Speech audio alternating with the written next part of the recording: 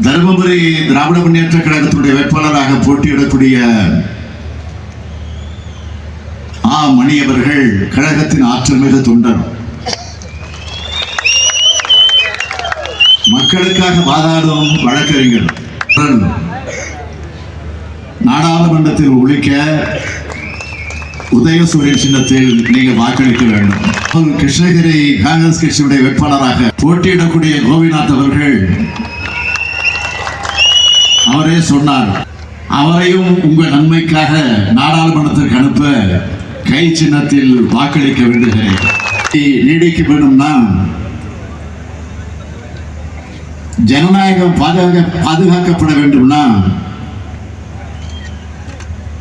வேற்றுமையில் ஒற்றுமையை தொடர வேண்டும் என்றால், எங்கும் சமத்துவம் தழைக்கணும்னா நாம் நாட்டோட பன்முகத்தையே பறைசாற்றக்கூடிய இந்திய தேசிய கொடி கம்பீரமாக டெல்லி செங்கோட்டையில் பறக்கணும்னா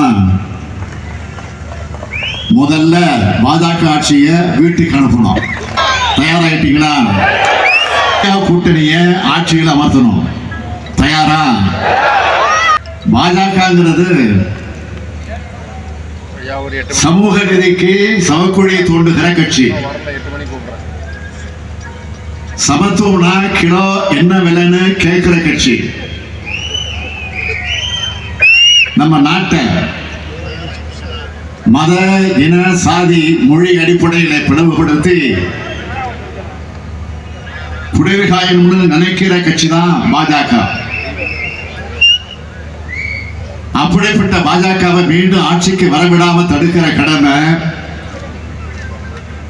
சமூக நீதி மண்ணான தமிழ்நாட்டுக்கு தான் அதிகம் உண்டு. சமூக நீதி பேசுகிற ஐயா டாக்டர் ராமதாஸ் அவர்கள் எங்கே இருக்காருன்னு உங்களுக்கே தெரியும். சமூக நீதிக்கு எதிரான பாஜகவோட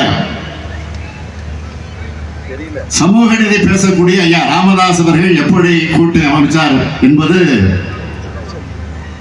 ஏதோ தங்கமல ரகசியம்லாம் கிடையாது. இந்த தருமபுரி மக்களுக்கே நன்றாக தெரியும். தெரியுங்களா? 87ஆம் ஆண்டுல முதல் இடஒதுக்கீட்டுக்காக நாங்க போராடணும். 21 உயிர்களை பலி கொடுத்ததை தவிர ஒன்றும் நடக்கல. அன்னைக்கு இருந்த அதிமுக முதலமைச்சரை பார்க்கவே முடியல. ஆனா கலைஞர் ஆட்சிக்கு வந்தார்.